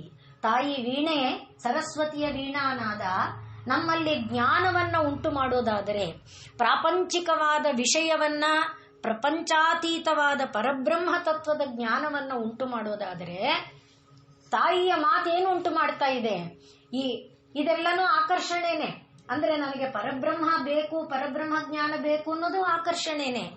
ಆ ಆಕರ್ಷಣೆಯನ್ನು ಕಿತ್ತಾಕ್ಬಿಡುತ್ತೆ. ಲೌಕಿಕವಾದ ಯಾವ, ಪಾರಮಾರ್ಥಿಕವಾದ ಯಾವ ಆಕರ್ಷಣೆಯೂ ಇಲ್ಲದಂಥ ಒಂದು ಸ್ಥಿತಿಯನ್ನ ತಂದು ಕೊಡುವಂಥ ಒಂದು ಇದು ಆ ತಾಯಿಯ ನಾದದೊಳಗಿದೆ, ತಾಯಿಯ ಕಂಠದೊಳಗಿದೆ. ಅಂಥ ಒಂದು ವಿಶೇಷವಾದ ಮಾತಿನ ಶಕ್ತಿ, ವಾಕ್ ಶಕ್ತಿ ಆ ತಾಯಿಯದು ಅನ್ನುವುದನ್ನ ಇಲ್ಲಿ ತೋರಿಸಿ ಹೇಳ್ತಾ ಇದ್ದಾರೆ. ಆದ್ರಿಂದ ಯಾವಾಗ ತಾಯಿ ಸಾಧು ಅಂತ ಹೇಳಿದ್ಲೋ ಆಗ ಆ ನಾದಾಸಕ್ತಂ ಚಿತ್ತಂ, ತಾಯಿಯ ಆ ನಾದದಲ್ಲಿ ಮನಸ್ಸನ್ನ ನೆಲೆ ನಿಲ್ಲಿಸಿ ಬಿಟ್ಟರೆ, ನಾದಾಸಕ್ತಂ ಚಿತ್ತಂ ವಿಷಯಂ ನಹಿ ಕಾಂಕ್ಷತಿ, ಭೌತಿಕವಾದ ಯಾವುದು ಬೇಡ, ಮಕ್ಕಳು ಬೇಡ, ಮರಿ ಬೇಡ, ಮೊಮ್ಮಕ್ಕಳು ಬೇಡ, ಸ್ಥಾನ ಬೇಡ, ಆಸ್ತಿ ಬೇಡ, ಅಂತಸ್ತು ಬೇಡ, ಅಧಿಕಾರ ಬೇಡ, ಒಡವೆ ಬೇಡ, ಬೇಡ ಬೇಡ. ಅದರಿಂದ ವಿಷಯಂ ನಹಿ ಕಾಂಕ್ಷತಿ, ಲೌಕಿಕವಾದ ಯಾವುದನ್ನು ಅದು ಇಚ್ಛೆ ಪಡಲ್ಲ. ಏನನ್ನು ಇಚ್ಛೆ ಪಡುತ್ತೆ? ಬದ್ಧ ಸುನಾದ ಗಂಧೇನ, ಆ ನಾದವನ್ನೇ ಅನುಸರಿಸ್ತಾ ಅಲ್ಲೇ ಒಳಗೆ ತಾನು ಆ ನಾದದಲ್ಲಿ ಲೀನವಾಗುತ್ತಾ ಆ ತಾಯಿಯ ಒಳಗೆ ಲೀನವಾಗುವುದನ್ನ ಹಂಬಲಿಸುತ್ತೆ ಜೀವ, ಹೊರತು ಭೌತಿಕವಾದದ್ದನ್ನ ಹಂಬಲಿಸೋದಿಲ್ಲ. ಬದ್ಧ ಸುನಾದ ಗಂಧೇನ ಸದ್ಯ ಸಂತ್ಯಕ್ತ ಚಾಪಲಹ, ಎಲ್ಲ ಚಾಂಚಲ್ಯ ದೂರ ಆಗೋಗುತ್ತೆ. ಮನಸ್ಸು ಎದ್ದು ಬಿದ್ದು ಕುಣಿಯೋದೇ ಅದರ ಕೆಲಸ. ಮಲಗಿದ್ದ ಹೊತ್ತಿನಲ್ಲಿ ಕನಸಿನಲ್ಲಿ ಕುಣಿತಿರುತ್ತೆ, ಗಾಢ ನಿದ್ದೆನಲ್ಲಿ ಗೊತ್ತಿಲ್ಲ, ಎದ್ದ ಮೇಲೆ ಅಲ್ಲಿ ಕುಣಿತಿರುತ್ತೆ. ಆ ಕುಣಿಯುವ ಮನಸ್ಸಿನ ಕುಣಿತವನ್ನೆಲ್ಲ ಶಮನಗೊಳಿಸುವ, ಶಾಂತಗೊಳಿಸುವ ಶಕ್ತಿ ಯಾತರಲ್ಲಿದೆ? ತಾಯಿಯ ಈ ವಿನಿರ್ಭರ್ಚಿತ ಕಚ್ಚಪಿಯ ನಾದ, ಆ ನಾದದಲ್ಲಿ ಇದೆ. ಆದ್ರಿಂದ ಈ ನಿಜ ಸಲ್ಲ ಮತ್ತೆ ವಿಸ್ಮೃತ್ಯ ವಿಶ್ವಂ, ಪ್ರಪಂಚವನ್ನೇ ಮರೆತು ಏಕಾಗ್ರಹ ಆ ಪರಮಾತ್ಮನಲ್ಲಿ ನೆಲೆಯನ್ನ ಹೊಂದಿ ಆ ಮನಸ್ಸು ಕುತ್ರಚಿತ್ ನ ಧಾವತಿ, ಯಾವ ಕಡೆಗೆ ಓಡಲ್ಲ. ಮನಸ್ಸು ಸದಾ ಶಾಂತವಾಗಿರುತ್ತೆ. ಏನೇನನ್ನೋ ನೋಡ್ತಿರುತ್ತೆ, ಏನೇನನ್ನೋ ಕೇಳ್ತಿರುತ್ತೆ, ಏನೇನೋ ಹೋರಾಟ, ಹೊಡೆದಾಟ, ಬಡಿದಾಟಗಳನ್ನ ನಡೆಸ್ತಾ ಇರುತ್ತೆ. ಆದರೂ ಶಾಂತವಾಗಿ ಇರುತ್ತೆ. ಅಂಥ ಒಂದು ಶಕ್ತಿ ಯಾವ ನಾಮದಲ್ಲಿದೆ? ನಿಜ ಸಲ್ಲಾಪ ಮಾಧುರ್ಯ ವಿನಿರ್ಭರ್ಚಿತ ಕಚ್ಚಪಿ ಎಂಬ ಈ ನಾಮವನ್ನ ನಾವು ಪಾರಾಯಣ ಮಾಡ್ತಾ ಇದ್ರೆ, ಅಥವಾ ಕೇವಲ ಈ ನಾಮವೊಂದನ್ನೇ ಜಪ ಮಾಡ್ತಾ ಇದ್ರೆ ಮನಸ್ಸು ಏಕಾಗ್ರಗೊಳ್ಳುತ್ತೆ. ಏಕಾಗ್ರಗೊಂಡ ಮನಸ್ಸು ಪ್ರಾಪಂಚಿಕವಾದ ವಸ್ತು ವಿಷಯಗಳ ಕಡೆಗೆ ಹಾರಿ ಹಾರಿ ನಗೀತಾ ಇರಲ್ಲ. ನನಗೆ ಫ್ರಿಡ್ಜ್ ಬೇಕಾಗಿತ್ತು, ಫ್ರಿಡ್ಜ್ ತಗೊಂಡು ಬಂದೆ. ಆದರೆ ಆ ಫ್ರಿಡ್ಜ್ ಮನೆಗೆ ಬಂದಾಗ ಆ ಫ್ರಿಡ್ಜ್ ನಂಗೆ ಬೇಡ. ಯಾಕೆ ಅಂದ್ರೆ ಇನ್ಯಾರ್ದೋ ಮನೆಯಲ್ಲಿ ಡಬಲ್ ಡೋರ್ ಫ್ರಿಡ್ಜ್ ಇತ್ತು, ಇನ್ಯಾರ್ದೋ ಮನೆಯಲ್ಲಿ ಬೇರೆ ತರದ ಫ್ರಿಡ್ಜ್ ಇತ್ತು, ಆ ಬಣ್ಣ ಬೇರೆಯಾಗಿತ್ತು, ನನಗೆ ಈ ಬಣ್ಣ ಬೇಡ. ಒಟ್ಟು ಬೇಕು ಅಂದದ್ದೇ ಬೇಡವಾಗಿ ಮತ್ತೊಂದು ಬೇಕು ಅನ್ನುವುದಾಗಿ ಹೀಗೆ ಅದು ಹಾರ್ತಾ ಹೋಗುತ್ತಲ್ಲ. ಆ ಎಲ್ಲ ಹಾರುವಿಕೆಯೂ ಕೂಡ ಶಮನಗೊಂಡೇನಾಗುತ್ತೆ? ಮನಸ್ಸು ಶಾಂತ ಶಾಂತ ಶಾಂತ ಶಾಂತವಾಗಿ ಸದಾ ಕಾಲ ಶಾಂತವಾಗಿರೋದಕ್ಕೆ ಸಾಧ್ಯ ಆಗುತ್ತೆ. ಯಾರು ಕಿರ್ಚಾಡ್ತಾ ಅರಚಾಡ್ತಾ ಹೋರಾಡ್ತಾ ಇದ್ರು ಎದೆಡ ಬಡಬಡ, ನಾವೇನದರಲ್ಲಿ ಮಿಂಗಲಾಗಿರಲ್ಲ, ಅದಕ್ಕೆ ನಮಗೆ ಸಂಬಂಧ ಇರಲ್ಲ. ಆದರೆ ಹೊರ ಶಬ್ದಗಳು ಕೇಳಿದಾಗ ಎದೆ ಹೊಡ್ಕೊಳ್ಳುತ್ತಲ್ಲ, ಅದು ಇಲ್ಲದಂತೆ ಶಾಂತವಾದ ಸ್ಥಿತಿಯನ್ನ ಈ ನಾಮ ಜಪ ಮಾಡ್ತಾ ಇದ್ರೆ ನಮಗೆ ಅದು ದೊರಕುತ್ತೆ. ಹೀಗೆ ನಾವು ಮೇಲಿಂದ ನೋಡಿಕೊಂಡು ಬರ್ತಾ ಇದ್ದೇವೆ. ಪ್ರತಿ ನಾಮದಲ್ಲಿ ವಿಶೇಷವಾದ ಶಕ್ತಿಗಳೇನಿದೆ. ಆದ್ರಿಂದ ಯಾವ ನಾಮವನ್ನ ಹಿಡ್ಕೊಂಡ್ರೂ ಕೂಡ ಅದು ನಮ್ಮನ್ನ ಉತ್ಕರ್ಷದ ಕಡೆಗೆ, ಉತ್ಕೃಷ್ಟತೆಯ ಕಡೆಗೆ ಕರೆದೊಯ್ಯುತ್ತೆ. ಹಾಗಾಗಿ ನಿಜ ಸಲ್ಲಾಪ ಮಾಧುರ್ಯ ವಿನಿರ್ಭರ್ಚಿತ ಕಚ್ಚಪಿ. ಮುಂದಿನ ನಾಮ ಮಂದಸ್ಮಿತ ಪ್ರಭಾಪೂರ ಮಜ್ಜತ್ ಕಾಮೇಶ ಮಾನಸ. ಈಗ ಇನ್ನು ನಾವು ತಾಯಿಯ ಮುಖದೊಳಗೆ ಇದ್ದೇವೆ. ತಾಯಿಯ ಏನು ಹಲ್ಲು ನೋಡಿದೆವು, ತುಟಿ ನೋಡಿದೆವು, ತಾಂಬೂಲ ನೋಡಿದೆವು, ಅವಳ ಬಾಯಿಂದ ಬಂದ ಮಾತು ನೋಡಿದೆವು. ಈಗ ಅವಳ ಈ ಮುಖದ ಈ ತುಟಿಯಲ್ಲಿ ಮಂದಸ್ಮಿತ ಇದೆ, ಮುಗುಳು ನಗೆ ಇದೆ, ಅಂದ್ರೆ ತುಟಿ ಅರಳಿದೆ. ಆದ್ರಿಂದ ಮಂದಸ್ಮಿತ, ಆ ಅರಳಿದ ಮುಗುಳ್ನಗೆ, ಆ ಮುಗುಳ್ನಗೆ ಇಂದ ಏನು ಬರ್ತಾ ಇದೆ? ಭಾರತೀಯ ಸಂಸ್ಕೃತಿಯಲ್ಲಿ, ಅದರಲ್ಲಿ ವಿಶೇಷವಾಗಿ ಸಂಸ್ಕೃತ ಸಾಹಿತ್ಯದಲ್ಲಿ ನಗುವನ್ನ ಬೆಳಕಿಗೆ ಹೋಲಿಸ್ತಾರೆ. ನಗುವನ್ನ ಬೆಳಕಿಗೆ ಹೋಲಿಸ್ತಾರೆ. ಯಾಕೆ ಅಂದ್ರೆ ಹಲ್ಲುಗಳು ನಕ್ಕಾಗ ಹಲ್ಲು ಕಾಣುತ್ತೆ, ಹಲ್ಲಿನಲ್ಲಿ ಕಾಂತಿ ಇದೆ, ಆ ಕಾಂತಿಯ ಮೇಲೆ ಈ ತರಹ ನಮ್ಮಂಥವ್ರದ್ದು ಬೆಳಕೇನಾದ್ರೂ ಬಿದ್ದರೆ ಅದರಿಂದ ಒಂಚೂರು ಹಲ್ಲಿನ ಹೊಳಪು ಹೊರಗೆ ಕಾಣಬಹುದು. ಆದ್ರಿಂದ ನಗೆಯನ್ನ ಬಿಳುಪಿನ ಒಂದು ಪ್ರಕಾಶ ಅಂತ ಹೋಲಿಸೋದುಂಟು. ಬಾಣ ಆಗಲಿ, ಕಾಳಿದಾಸ ಆಗಲಿ, ಎಲ್ಲರೂ ಕೂಡ ಆ ರೀತಿ ಅದನ್ನು ವರ್ಣನೆ ಮಾಡ್ತಾರೆ ನಗುವನ್ನ. ಇಲ್ಲಿ ತಾಯಿಯ ನಗೆಯೂ ಕೂಡ ಮುಗುಳ್ನಗೆ ಏನಾಗಿದೆ? ಬೆಳಕಿನ ಪ್ರವಾಹ ಆಗಿದೆ. ಮಂದ ಸ್ಮಿತ, ಮಂದವಾದ ಮುಗುಳ್ನಗೆ. ಅವಳು ಜೋರಾಗಿ ಅಟ್ಟಹಾಸ ಮಾಡಿ ನಗುತ್ತಾ ಇಲ್ಲ. ಅದರ ಮೂಲಕನೂ ನಮಗೆ ಪಾಠ ಹೇಳ್ತಾ ಇದ್ದಾಳೆ. ಏನಂತ? ಇದು ಆಕ್ಚುಲಿ ಶಾಸ್ತ್ರದಲ್ಲಿ ಬರೆದಿದ್ದಾರೆ. ಏನಂದ್ರೆ ಅಟ್ಟಹಾಸ ಮಾಡಿ ನಗೋದು. ಇದೆಲ್ಲ ಮಾಡ್ತಾರಲ್ಲ ಈಗ ಮಕ್ಕಳು, ಹಾಗೆಲ್ಲ ಮಾಡಬಾರ್ದು.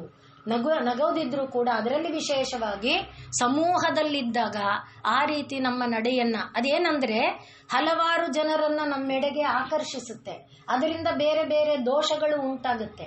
ಆದ್ರಿಂದ ಆ ರೀತಿ ನಗುವಿನಲ್ಲಿ ಅನೇಕ ನಗೆ ಇದೆ.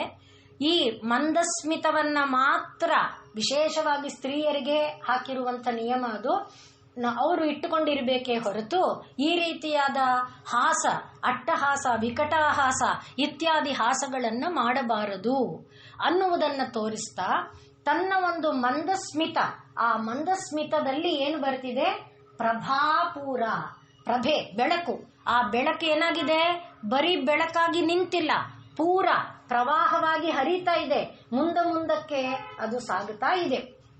ಅಂದ್ರೆ ತಾಯಿಯ ಮುಗುಳ್ನಗೆ ಹೇಗೆ ತಾಯಿಯ ಸಾ ಧು ಅನ್ನುವ 2 ಅಕ್ಷರ ನಮ್ಮ ಮನಸ್ಸಿನ ಎಲ್ಲ ಆಕಾಂಕ್ಷೆಗಳನ್ನು ದೂರ ಮಾಡಿ ಮನಸ್ಸನ್ನ ಶಾಂತಿಯ ನೆಲೆಯಲ್ಲಿ ನಿಲ್ಲಿಸಿ ಸರಸ್ವತಿಯ ಜ್ಞಾನ, ಸರಸ್ವತಿಯ ವೀಣೆಯ ಜ್ಞಾನದ ಒಂದು ಆನಂದ ಏನಿತ್ತು ಅದನ್ನೂ ಮೀರಿದ ತಾರಾತೀತವಾದ ನೆಲೆಗೆ ಕೊಂಡೊಯ್ಯುವಂತೆ ಇತ್ತೋ ಹಾಗೆ ಈ ತಾಯಿಯ ಮಂದಸ್ಮಿತ ಮುಗುಳ್ನಗೆ, ಆ ಮುಗುಳ್ನಗೆಯ ಪ್ರವಾಹ ಇದೆಯಲ್ಲ, ಮುಗುಳ್ನಗೆಯಿಂದ ಹೊರಹೊಮ್ಮುತ್ತಾ ಇರುವ ಬೆಳಕಿನ ಆ ಪ್ರವಾಹ ಪ್ರಭಾಪೂರ. ಅದರಲ್ಲಿ ಮಜ್ಜತ್ ಮುಳುಗಿದ್ದಾರೆ. ಯಾರು ಮುಳುಗಿದ್ದಾರೆ? ಕಾಮೇಶ, ಅವಳದೇ ಒಡೆಯ ಕಾಮೇಶನೇ ಮಜ್ಜತ್ ಮುಳುಗಿಬಿಟ್ಟಿದ್ದಾನೆ. ಕಾಮೇಶ ಒಬ್ಬನೇ ಮುಳುಗಿಲ್ಲ, ಕಾಮೇಶ ಮಾನಸ, ಕಾಮೇಶನನ್ನ ತನ್ನ ಮನಸ್ಸಿನೊಳಗೆ ಇಟ್ಕೊಂಡಿದ್ದಾಳಲ್ಲ, ಆ ತನ್ನ ಮನಸ್ಸಿನೊಡಗೂಡಿದ ಕಾಮೇಶನನ್ನು ಅಲ್ಲಿ ಮುಳುಗಿಸಿದ್ದಾಳೆ. ಎಷ್ಟು ಅದ್ಭುತವಾದ ನಾಮ ನೋಡಿ ಇದು. ಮೊದಲು ಮನಸ್ಸು ನಮ್ಮ ಎಲ್ಲಕ್ಕೆ ಕಾರಣೀಭೂತವಾದದ್ದು ಮನಸ್ಸು. ಮನಯೇವ ಮನುಷ್ಯಾಣಂ ಹೇಳಿದ್ದಾರೆ. ಆ ಮನಸ್ಸನ್ನ ಯಾರಲ್ಲಿ ಇಡಬೇಕು? ಮನಸ್ಸು ಈಗ ಮೇಲೆ ಹೇಳಿದಂತೆ ಕಾಮಗಳು ಒಂದು ಬಿಟ್ಟು ಒಂದು, ನಾನೇ ಬಯಸಿದ್ದೆ ನನಗೆ ಬಂದರೂ ಅದು ನನಗೆ ಬೇಡ ಅನ್ನುವಂಥ ಒಂದು ನೆಲೆಯಲ್ಲಿ ಮತ್ತೊಂದು ಕಾಮ ಹುಟ್ಟುತ್ತಾ ಹೋಗುತ್ತಲ್ಲ, ಆ ಕಾಮಗಳಿಗೆಲ್ಲ ಇವನು ಈಶನಾಗಿ ನಿಂತಿದ್ದಾನೆ ಕಾಮೇಶ. ಆ ಕಾಮೇಶನಲ್ಲಿ ನನ್ನ ಮನಸ್ಸನ್ನ ಇಟ್ಟು ಬಿಟ್ರೆ ಆಗೇನಾಗುತ್ತೆ? ಕಾಮಗಳ ಬೆನ್ನ ಹಿಂದೆ ಬಿದ್ದು ನನ್ನ ಮನಸ್ಸು ಓಡೋದಕ್ಕಾಗಲ್ಲ. ಯಾಕೆ? ಕಾಮಗಳನ್ನು ಅವನು ಹಿಡಿದಿದ್ದಾನೆ. ಅದನ್ನ ತಾನೇ ನಾವು ಮನ್ಮಥನ ಮೇಲೆ ಅವನು ಜಯ ಸಾರಿದ್ದನ್ನು ನೋಡಿದುವು. ಅರವಿಂದ, ಅಶೋಕ, ಚ್ಯೂತ, ನವಮಲ್ಲಿಕ, ಈ ಒಂದು ಹೂವಿನ ಬಾಣಗಳು ಅವನದು. ಆ ಹೂವಿನ ಬಾಣಗಳ ಮೃದು ಹೂವಿನ ಬಾಣಗಳು ಕೂಡ ಮನುಷ್ಯನ ಚಿತ್ತವನ್ನ ಅಲ್ಲಾಡಿಸಿ ಬಿಡುತ್ತೆ. ತಡ್ಕೊಳಕ್ಕಾಗಲ್ಲ ಆ ವೇದನೆಯನ್ನ, ಹಾಗೆ ಮಾಡಿ ಹಾಕಿಬಿಡುತ್ತೆ. ಅಂಥ ಕಾಮ, ಈ ಕಾಮನ ಮೇಲೆ ಈಶತ್ವವನ್ನ ಪಡೆದು ಇವನೇನು ಮಾಡಿದ? ಕಾಮನೆಗಳ ಪ್ರಭಾವಕ್ಕೆ ಒಳಗಾಗದಂಥ ಒಂದು ಶಕ್ತಿಯನ್ನ ತನ್ನನ್ನು ನಂಬಿದ ಜೀವಿಗಳಿಗೆ ಕರುಣಿಸಿದ್ದ. ಅಂಥ ಕಾಮೇಶನನ್ನ ಇವಳೆಲ್ಲಿಟ್ಕೊಂಡಿದ್ದಾಳೆ? ತನ್ನ ಮನಸ್ಸಿನಲ್ಲಿ ಕಟ್ಟಾಕೊಂಡಿದ್ದಾಳೆ. ಹೇಗೆ ಕಟ್ಟಾಕೊಂಡಿದ್ದಾಳೆ? ಮಂದಸ್ಮಿತ ಪ್ರಭಾಪೂರ, ತನ್ನ ಮುಗುಳ್ನಗೆ ಎಂಬ ಬೆಳಕಿನ ಪ್ರವಾಹದಲ್ಲಿ ಮುಳುಗಿಸಿಕೊಂಡು ಅವನನ್ನು ಎಳೆದು ತನ್ನ ಮನಸ್ಸಿನೊಳಗೆ ಕಟ್ಟಾಕೊಂಡ್ಬಿಟ್ಟಿದ್ದಾಳೆ. ಈಗ ನಿಮ್ಮ ಕಣ್ಣು ಮನದಲ್ಲಿ ಏನು ಚಿತ್ರ ಬರಬೇಕು? ತಾಯಿಯ ಮುಗುಳ್ನಗೆ, ಆ ಮುಗುಳ್ನಗೆಯಿಂದ ಕಾಮಕ್ಕೆ ಒಡೆಯನಾಗಿರುವಂಥ ಶಿವ ಆ ಶಿವನನ್ನ ಎಳೆದು ತನ್ನ ಹೃದಯದಲ್ಲಿ ಕಟ್ಟಿ ಹಾಕಿಕೊಂಡಿರುವ ಚಿತ್ರ ಇದು ಕಣ್ಮನದಲ್ಲಿ ಬಂದ್ರೆ ಇದರಿಂದ ನಮಗಾಗುವಂಥದ್ದೇನು ಅನ್ನೋದನ್ನ ನಾವು ಆಮೇಲೆ ಗಮನಿಸಿಕೊಳ್ಳುವಂಥದ್ದು. ಆದ್ರಿಂದ ಮೊದಲಿಗೆ ಮಂದಸ್ಮಿತ ಪ್ರಭಾಪೂರ ಮಜ್ಜತ್ ಕಾಮೇಶ ಮಾನಸ. ತಾನು ಕಾಮೇಶ, ಯಾರು ಕಾಮಗಳಿಗೆ ಒಡೆಯನಾಗಿದ್ದಾನೋ, ಯಾವ ಕಾಮಗಳ ಒಂದು ಬಾಧೆಯಿಂದ, ಯಾವ ಕಾಮಗಳ ಬಂಧದಿಂದ ಜೀವಿ ಹೊರಬರಲಾರದೆ ತಳಮಳಿಸಿ ಒದ್ದಾಡ್ತಾ ತಲ್ಲಣಿಸಿ ಹೋಗಿಬಿಡುತ್ತೋ. ಬರಬೇಕು ಅಂತ ಆಸೆ ಇದೆ, ಬೇಡ ನಮಗೆ ಪ್ರಪಂಚ ಬೇಡ ಅಂತ ಭಾವನೆ ಇದೆ, ಆದರೂ ಕೂಡ ನನಗೆ ಆ ಕಾಮದಿಂದ ಹೊರಗೆ ಬರಕ್ಕೆ ಆಗಲ್ಲ. ನಾನು ಎಷ್ಟೇ ಸಾಧನೆಯನ್ನ ಮಾಡ್ತಾ ಇದ್ರು, ಯಾವುದೇ ನೆಲೆಯನ್ನ ಸೇರಿದ್ರು, ಎಷ್ಟು ಋಷಿಗಳು ನಮಗೆ ಜೀವನದಲ್ಲಿ ದೃಷ್ಟಾಂತ ಇದ್ದಾರೆ, ಎಷ್ಟು ಋಷಿಗಳು ಎಂಥೆಂಥ ಉದಾತ್ತವಾದ ನೆಲೆಯಲ್ಲಿದ್ರೂ ಕೂಡ ಕಾಮಕ್ಕೆ ಬದ್ಧರಾಗಿಬಿಟ್ಟಿದ್ದಾರೆ. ಇಂಥದೇ ಕಾಮ ಅಲ್ಲ. ಹೇಳಿದ್ವಲ್ಲ ನಾವು, ಕಾಮ ಅಂದಾಗ ಶಬ್ದಕಾಮ, ಸ್ಪರ್ಶಕಾಮ, ರೂಪಕಾಮ, ರಸಕಾಮ, ಯಾವ ಕಾಮನೋ ಆ ಕಾಮದ ಅದರಲ್ಲೂ ತಿರ್ಗ ವೈವಿಧ್ಯ, ಯಾವುದೋ ಒಂದು ಸೆಳೆದು ಜೀವವನ್ನ ಕಟ್ಟಿ ಹಾಕಿಬಿಡುತ್ತೆ. ಅಂಥ ಕಾಮನ ಮೇಲೆ ಈಶತ್ವವನ್ನ ಸಾಧಿಸಿದವನನ್ನ ತನ್ನ ಮನಸ್ಸಿನಲ್ಲಿ ಕಟ್ಟಿ ಹಾಕಿಕೊಳ್ಳಬಲ್ಲಂಥ ಒಂದು ಪ್ರಭುತ್ವ ಆ ತಾಯಿಯ ಮಂದಸ್ಮಿತದಲ್ಲಿ ಇದೆ. ಆದ್ರಿಂದ ತಾಯಿಯ ಮುಗುಳ್ನಗೆಯೊಡಗೂಡಿದ ಆ ಮುಖಾರವಿಂದವನ್ನ ನಾವು ಧ್ಯಾನ ಮಾಡ್ತಾ ಇದ್ದರೆ, ತಾಯಿಯ ಮುಗುಳ್ನಗೆಯಿಂದ ಕೂಡಿದ ಮುಖಾರವಿಂದದಲ್ಲೂ ಇಷ್ಟೇ ಜಾಗವನ್ನ ಕೇಂದ್ರೀಕರಿಸಿ ಧ್ಯಾನ ಮಾಡ್ತಾ ಇದ್ರೆ ನಮಗೆ ಏನು ಆಗತ್ತೆ ಅಂತ ಕೇಳಿದ್ರೆ, ಪರಮಾತ್ಮ ಶಿವನೇ ಶಕ್ತಿಯೊಡಗೂಡಿ ನಮ್ಮೊಳಗೆ ಬರ್ತಾನೆ. ಈಗ ಒಬ್ಬರು ಬಂದಿಲ್ಲ, ಒಬ್ಬರಿಲ್ಲ. ಎಲ್ಲಿ ನಿಜಾರುಣ ಪ್ರಭಾಪೂರಮ ಇದರಲ್ಲಿ ಯಾವುದು ನಿಜ ಸಲ್ಲಾಪ ಮಾಧುರ್ಯ ವಿನಿರ್ಭರ್ಸಿತ ಕಚ್ಚಪಿಯಲ್ಲಿ ತಾಯಿಯ ಒಂದು ಔನ್ನತ್ಯ. ಇಲ್ಲಿ ಬರೀ ತಾಯಿ ಇಲ್ಲ, ಶಿವನೂ ಕೂಡ ಬಂದಿದ್ದಾನೆ. ಅಲ್ಲಿಗೆ ಇಬ್ಬರನ್ನೂ ತಂದು ನಮ್ಮ ಮನದೊಳಗೆ ಇಟ್ಟುಕೊಂಡುವ, ನಮ್ಮ ಮನದೊಳಗೆ ನಮ್ಮ ಮನೆಯೊಳಗೆ ಇಟ್ಟು ಆರಾಧಿಸುವಂಥ ಒಂದು ಸಿದ್ಧಿ ಈ ಮಂದಸ್ಮಿತ ಪ್ರಭಾಪೂರ ಮಜ್ಜತ್ ಕಾಮೇಶ ಮಾನಸ ಎಂಬ ನಾಮದಲ್ಲಿ ನಮಗೆ ದೊರಕುತ್ತೆ. ಆದ್ರಿಂದ ಶಿವ ಶಕ್ತಿ ಅಂದ್ರೆ ಪ್ರಪಂಚದಲ್ಲಿ ಎಷ್ಟು ವಿಧವಾದ ಶಕ್ತಿಗಳಿದೆ, ನಾನಾ ವಿಧವಾದ ಶಕ್ತಿಗಳಿದೆ. ಒಂದೊಂದರಲ್ಲೂ ಕೂಡ ಒಂದೊಂದು ಶಕ್ತಿ ಇದೆ. ಪ್ರಪಂಚದಲ್ಲಿ ಪರಮಾತ್ಮ ಜೀವಿಗಳನ್ನು ಸೃಷ್ಟಿ ಮಾಡಿದ ಮೇಲೆ ಆ ಜೀವಿಗಳಲ್ಲಿ ಒಂದೊಂದು ಶಕ್ತಿ ಕೊಟ್ಟಿದ್ದಾನೆ. ಯಾಕೆ ಕೊಟ್ಟಿದ್ದಾನೆ? ತಮ್ಮನ್ನ ತಾವು ರಕ್ಷಣೆ ಮಾಡ್ಕೊಳ್ಳಕ್ಕೆ, ತಾವು ತಮ್ಮ ಬದುಕನ್ನ ಹಾಯಿ ಮಾಡ್ಕೊಳ್ಳಕ್ಕೆ, ಬದುಕಲ್ಲಿ ಕ್ಲೇಶ ಬರದೇ ಇರುವಂತೆ ನೋಡಿಕೊಳ್ಳುವುದಕ್ಕೆ. ಅಂದ್ರೆ ಈಗ ಉದಾಹರಣೆಗೆ ಒಂದು ಇರುವೆನ ನಾವು ಹೀಗಂದ್ರೆ ಚಚ್ಚೋಗುತ್ತೆ, ಅದನ್ನ ಅದು ಚಚ್ಚದೇ ಅಂದ್ರೆ ಅದು ಸಾಯದೇ ಇರುವುದಕ್ಕೆ ಅದಕ್ಕೆ ಕಚ್ಚೋ ಬುದ್ಧಿ ಅಲ್ವಾ? ಆ ರೀತಿ ಯಾವುದೋ ಒಂದು ಶಕ್ತಿ ಪ್ರತಿಯೊಂದರೊಳಗೆ ಒಂದೊಂದು ಶಕ್ತಿಯನ್ನ ಇಟ್ಟಿದ್ದಾನೆ. ಅದರಿಂದ ತನ್ನನ್ನ ತಾನು ರಕ್ಷಣೆ ಮಾಡಿಕೊಳ್ಳುತ್ತೆ, ಶತ್ರುವಿನಿಂದ ರಕ್ಷಣೆ ಮಾಡಿಕೊಳ್ಳುತ್ತೆ, ತನ್ನ ಬದುಕನ್ನ ತಾನು ಹದನು ಮಾಡಿಕೊಳ್ಳುತ್ತೆ, ಹಸನು ಮಾಡಿಕೊಳ್ಳುತ್ತೆ. ಅಂಥ ಒಂದು ಶಕ್ತಿ ಎಷ್ಟು ಬಗೆ ಇದೆ ಯೋಚನೆ ಮಾಡಿ. ಒಂದ ಎರಡ ಲೆಕ್ಕಕ್ಕೆ ಆ ಎಲ್ಲ ಶಕ್ತಿಗಳು ಯಾರಲ್ಲಿದೆ? ತಾಯಿಯಲ್ಲಿದೆ. ಆದ್ರಿಂದ ಈಗ ನಾವು ತಾಯಿಯನ್ನ ಹಿಡ್ಕೊಂಡ್ಬಿಟ್ರೆ ಲೋಕದಲ್ಲಿ ಎಷ್ಟು ಬಗೆ ಶಕ್ತಿಗಳಿದೆಯೋ ಆ ಎಲ್ಲ ಶಕ್ತಿಗಳು ನಮ್ಮದಾಯ್ತು. ಶಕ್ತಿಗೆ ಯಾರು ಮೂಲ? ಶಕ್ತಿಗೆ ಯಾರು ಶಕ್ತಿ ಕೊಡ್ತಾ ಇರೋನು? ಪರಮಾತ್ಮ. ಆಗ ಶಕ್ತಿ ಬಂದ್ಲು ಅಂದ್ರೆ ಶಕ್ತಿಯ ಜೊತೆಯಲ್ಲಿ ಪರಬ್ರಹ್ಮನೂ ಬಂದ, ಪರಮಾತ್ಮನೂ ಬಂದ. ಈ ಎರಡೂ ಬರುವಂಥ ಒಂದು ಲಾಭ. ಅದನ್ನೇ ಮತ್ತೆ ಅದನ್ನ ಸಾಧನೆ ಮಾಡಿಕೊಳ್ಳುವಾಗ ನಾವು ಮೊದಲಿಂದ ನೋಡಿದ್ವಲ್ಲ, ಈಗ ಇವೆಲ್ಲವೂ ಯಾವ ಯಾವ ಶಕ್ತಿಯನ್ನ ನಾವು ನೋಡ್ತೇವೆ, ಯಾವುದರ ಬಗ್ಗೆ ನಾವು ಬೇಸರ ಹೇಸಿಗೆ ಮಾಡಬಾರದು. ಪ್ರತಿಯೊಂದು ವಸ್ತುವಿನಲ್ಲೂ ಕೂಡ ಶಕ್ತಿ ಇದೆ ಅಂದ್ರೆ ಆ ಶಕ್ತಿ ಪರಮಾತ್ಮನ ಶಕ್ತಿ. ಆ ಪರಮಾತ್ಮನ ಶಕ್ತಿಯಲ್ಲಿ ಈಗ ನಾವು ಹೇಳ್ಕೊಳ್ತಾ ಇದ್ವಿ, ಮೂಲಂಗಿ ಎಲ್ಲಿರುವಂತಹ ಖಾರ, ಈರುಳ್ಳಿಯಲ್ಲಿರುವಂತಹ ವಾಸನೆ, ಬೆಳ್ಳುಳ್ಳಿಯಲ್ಲಿ ಏನೇನೋ ಇದೆಯಲ್ಲ, ಎಲ್ಲ ಒಂದೊಂದು ಶಕ್ತಿನೇ. ಆ ಯಾವ ಒಂದು ಶಕ್ತಿಯನ್ನ ನಾವು ಹಿಡ್ಕೊಂಡ್ರೂ ಕೂಡ, ಯಾವ ಒಂದು ಶಕ್ತಿಯನ್ನ ಹಿಡ್ಕೊಂಡ್ರು ಇದೆಲ್ಲ ನಮಗೆ ಬರೀ ವೇದಾಂತದಲ್ಲಿ ಸಿಕ್ಕೋದಷ್ಟೇ ಅಲ್ಲ, ಆಯುರ್ವೇದ ಶಾಸ್ತ್ರಕ್ಕೆ ಬಂದು ಚರಕ ಸುಶ್ರುತಾದಿ ಸಂಹಿತೆಗಳಿಗೆ ಹೋದ್ರೂ ಕೂಡ ಇವೆಲ್ಲ ಹೇಳ್ತಾರೆ.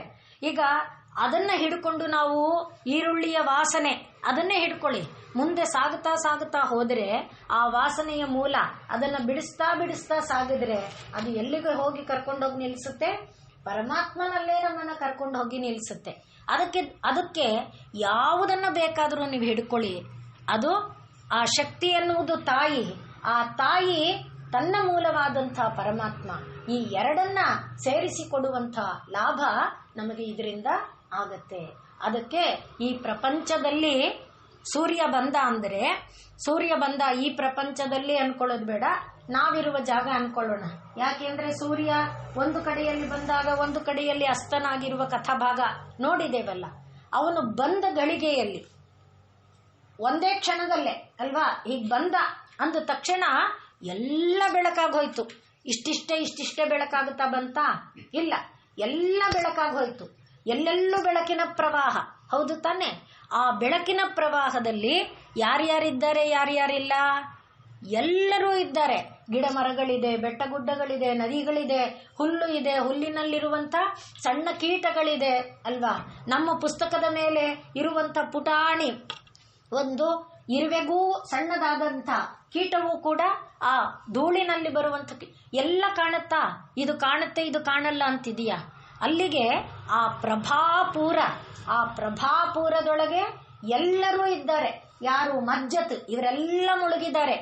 ಅಲ್ಲಿಗೆ ನಾನು ಯಾರೋ ಹೀನ, ನನಗೇನೂ ಗೊತ್ತಿಲ್ಲ, ನಾನೊಬ್ಬ ಮೂಢ, ನಾನೊಬ್ಬ ಮಂದ ಇಲ್ಲ. ಯಾಕೆ? ನಾವೆಲ್ಲರೂ ಆ ತಾಯಿಯ ಪ್ರಭೆಯ ಪೂರದಲ್ಲಿ ಮುಳುಗಿದ್ದೇವೆ. ಪ್ರಭೆಯ ಪೂರದಲ್ಲಿ ಮುಳುಗಿದ್ದೇವೆ ಅಂದ್ರೆ ನಾವೆಲ್ಲರೂ ಪವಿತ್ರರೇ. ನಮ್ಮ ಮೇಲೆಲ್ಲ ತಾಯಿಯ ಆ ಪವಿತ್ರ ಬೆಳಕಿದೆ, ಪವಿತ್ರ ಗಾಳಿ ಇದೆ, ಪವಿತ್ರ ಗಂಧವಿದೆ. ಆ ಎಲ್ಲ ಪವಿತ್ರವಾದದ್ದು ನಮ್ಮ ಮೇಲೆ ಬೀಸ್ತಾನೇ ಇದೆ. ಆದ್ದರಿಂದ ಅವುಗಳನ್ನು ಹಿಡ್ಕೊಂಡು ಒಳಕ್ಕೆ ಬಂದರೆ, ಈಗ ನಾವು ಇಲ್ಲೆಲ್ಲ ಬೆಳಕಾಗಿದ್ದನ್ನ ನೋಡ್ಕೊಳ್ತಾ ಆ ಬೆಳಕನ್ನ ಅರಿಸ್ತಾ ಬಂದ್ರೆ ಕಾಣ್ತಾನೆ ಆಕಾಶದಲ್ಲಿ ಸೂರ್ಯ ಅಲ್ವಾ. ಹಾಗೆ ಮನೆಯಲ್ಲಿರುವ ಬೆಳಕನ್ನ ಹುಡುಕ್ತಾ ಬಂದ್ರೆ ಕಾಣುತ್ತೆ ದೇವರ ಮನೆಯಲ್ಲಿ ಹಚ್ಚಿರುವ ದೀಪ. ಅದೇ ರೀತಿಯಲ್ಲಿ ಈ ಪ್ರಪಂಚದಲ್ಲಿರುವಂಥ ಈ ವಸ್ತುಗಳನ್ನ, ಈ ಬೆಳಕನ್ನ ಹಿಡಿತಾ ಒಳಗೆ ಬಂದ್ರೆ ಸಿಕ್ಕುವವನು ಯಾರಿದ್ದಾನೆ? ಕಾಮೇಶ. ಹಾಗಾಗಿ ತಾಯಿ ಮಂದಸ್ಮಿತ ಪ್ರಭಾಪೂರ, ತನ್ನ ಮುಗುಳ್ನಗೆ ಎಂಬ ಪ್ರಭೆಯ ಪ್ರವಾಹದಲ್ಲಿ ಅವಳು ಆ ಕಾಮೇಶನನ್ನು ಕೂಡ ಸೆರೆ ಹಿಡಿದು ಕಟ್ಟಿ ಇಟ್ಕೊಂಡಿರುವ ಕಾರಣ ಆ ಮುಗುಳ್ನಗೆಯನ್ನು ನಾವು ಭಾವಿಸಿಕೊಂಡ್ರೆ ಆ ಮುಗುಳ್ನಗೆಯಲ್ಲಿರುವ ಶಕ್ತಿ ವಿಶ್ವಾದ್ಯಂತದಲ್ಲಿರುವ ಶಕ್ತಿಯಾಗಿ ಆ ಶಕ್ತಿಗೆ ಒಡೆಯನಾದ ಪರಮೇಶ ಪರಬ್ರಹ್ಮ ಆ ಪರಮಾತ್ಮನೂ ಕೂಡ ನಮಗೆ ದೊರಕ್ತಾನೆ, ಸಿಗ್ತಾನೆ ಅನ್ನುವುದನ್ನ ಭಾವಿಸಿಕೊಳ್ತಾ ಮುಂದಕ್ಕೆ ನಾವು ನಾಳೆಯ ದಿನ ನೋಡೋಣ.